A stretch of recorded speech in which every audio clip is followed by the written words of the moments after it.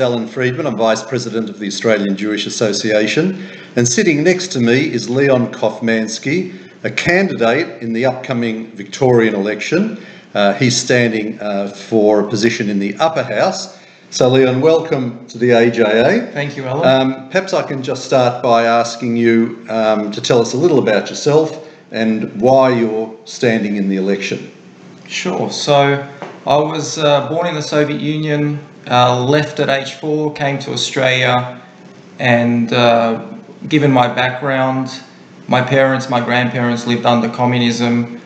I've got children, and I don't take freedom for granted like a lot of people that have lived under authoritarian regimes and communist regimes.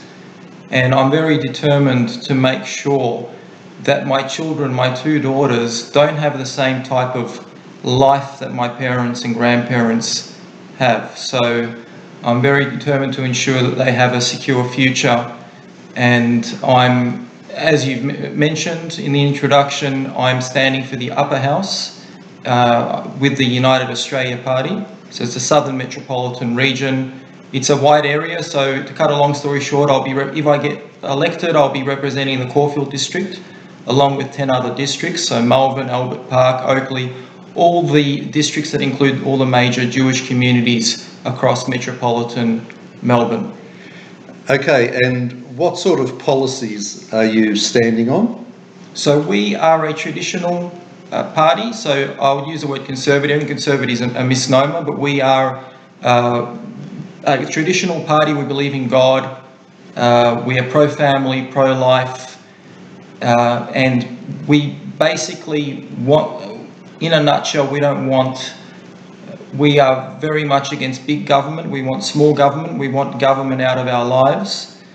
And more importantly, we want to give people their autonomy, their independence back. We want to ensure that parents have the right to educate their children according to their ideology and views.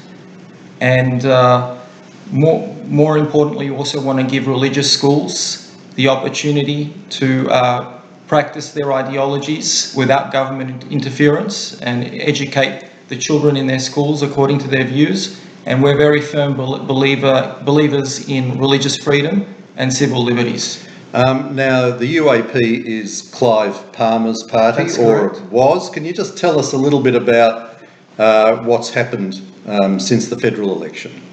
Sure. So in the federal election, we were able to get 1 senator into the upper house. So out of all the minor parties, we were the most successful. Senator Ralph Babet has been in Parliament since May, and he is a very strong pro-Israel advocate, very big advocate for the Jewish community. And I would encourage people in our community to listen to his speeches, so it speaks for itself. And Clive Palmer is still very much involved in the party.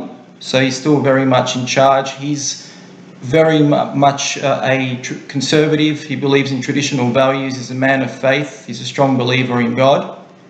And he's very determined to get the woke culture out of our society, as well as the cancel culture.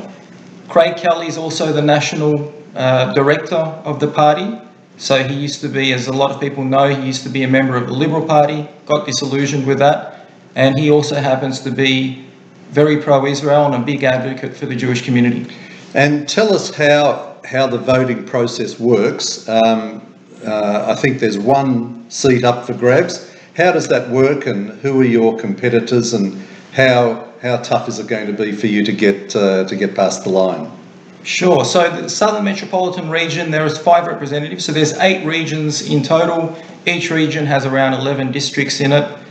So the Southern Metropolitan Region, there's 5 main representatives who will get elected. Usually 4 out of the 5 go to the majors. So right now the composition is 2 Liberals, 2 Labor Party representatives, and 1 from a minor party, the Sustainable Australia Party. So with the minor parties, the way it works is normally the representatives get elected on the back of preferences, but the primary vote is very important. It's critical to getting in. Otherwise, if you don't have enough of a primary vote, then you'll get eliminated in the early round of of counting. So is there basically one spot available for the minor parties? Is that how it works? So in practically speaking, yes. So each of the candidates, so I have a running mate. Each of the candidates, each of the minor parties has a running mate. And so from the same party? That's right, from the same party. So the objective is to get 2 in. Realistically, it would be 1. Okay, and who's your running mate? Julie. So her name is Julie McCamish. Okay, and she's joining you in the same southern area, is that right? Exactly. So we're campaigning together, we're campaigning side by side, and she has very strong traditional conservative values, and we're on the same page. But she would be in different suburbs to you, or is she exactly matching you in the same area? She lives in a different suburb, but she lives in the same region. So it's Okay. a very wide region, so it covers about 50 kilometres.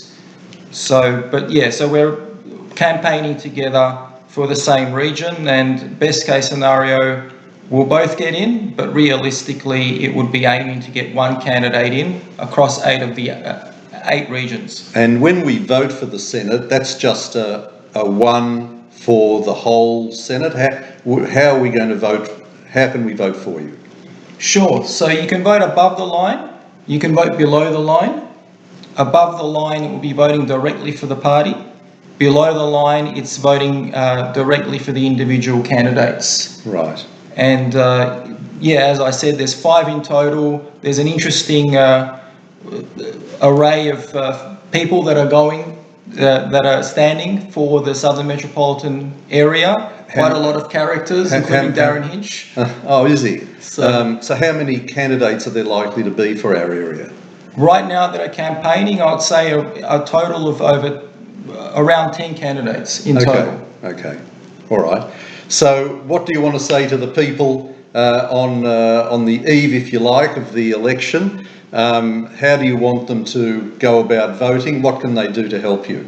Sure. So our objective, United Australia Party, is we recognise, if you look throughout history, any society that has turned its back on God, on traditional values, and has also mistreated its Jews, has basically disintegrated. From Babylon, Spain, Germany, we've seen that from time immemorial, the same thing play out. And right now we're seeing that play out in real time in Australia, in the United States. So we are determined, we have a very narrow window of opportunity with this election. This state election matters, given what has happened in the last few years with the state government and the authoritarian nature of the state government, how it's not only treated people with civil liberties, how it's curtailed civil liberties, but also how it's treated the Jewish community.